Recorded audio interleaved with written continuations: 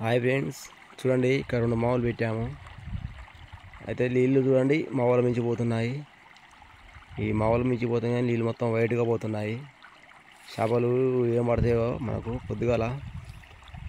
అయితే ఏమైందంటే ఈ వాగులో కొన్ని పోతున్నాయి, ఈ మడికట్టు మించి పోతున్నాయి, అటు ఆ మడికట్టు మించి పోతున్నాయి నీళ్ళు. నాకు తెలిసి చేపలు తక్కువ పడతాయి, ఎందుకంటే నీళ్ళు ఎటాడిపోతున్నాయి కాబట్టి చేపలు తక్కువ పడే అవకాశం ఉంటుంది. అయితే ఫ్రెండ్స్, మావులు పెట్టే విధానం ఇది. కింద గాడి పెట్టి మావులు ఇలా ఉసబెట్టి మేకులు పెట్టి గట్టి కట్టాలి. ఇలా కడితే ఏమైందంటే వరదకు మావులు కింద లేవవు, లేస్తే మాత్రం చేపలు పడవు. అలా ఏంటంటే మేకులు ఇలా వేసి గట్టిగా వేసి కట్టాలి. కడితే మావులు కదలవు, అయితే చేపలు అట్లా పడతాయి. ఈ విధానం ఏంటంటే మీకు పొద్దుగాల చూపెడతాను. మీకు ఇదే వీడియోలో మీకు రేపు చేపలు చూపెడతా. ఇదే మావులు రేపు పొద్దుగాల దులిపి లేపి అందులో ఎన్ని చేపలు నేను చూపెట్టి మీకు చూపెడతాను, ఎన్ని పడే చేపలు.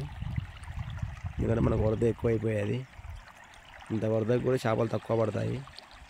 ఎందుకంటే ఫ్రెండ్స్, నీళ్ళు ఎటు పోతున్నాయి కాబట్టి మనకు చేపలు తక్కువ పడే అవకాశం ఉంటుంది. అది ఫ్రెండ్స్, ఏవో అలా తిరిగేసుకొని పోతున్నాయి. ఇటు పోతే మళ్ళీ అటు ఆ పైనుంచి తిరిగేసుకొని పోతున్నాయి. సెంటర్లో మావులు అయ్యాయి, వాగులో పెట్టాము. ఈ వాగుల నుంచి మనకు వచ్చే చేపలే పడతాయి. అటు సైడ్ నుంచి పోయి సైడ్ నుంచి పోతాయి, ఇటు మనకు ఈ సైడ్ నుంచి పోయి ఈ సైడ్ నుంచి పోతాయి. సెంటర్లోకి వెళ్ళి తక్కువ వస్తాయి, ఎందుకంటే వరదపాటు ఎక్కువ కాబట్టి చేపలు తక్కువ వస్తాయి.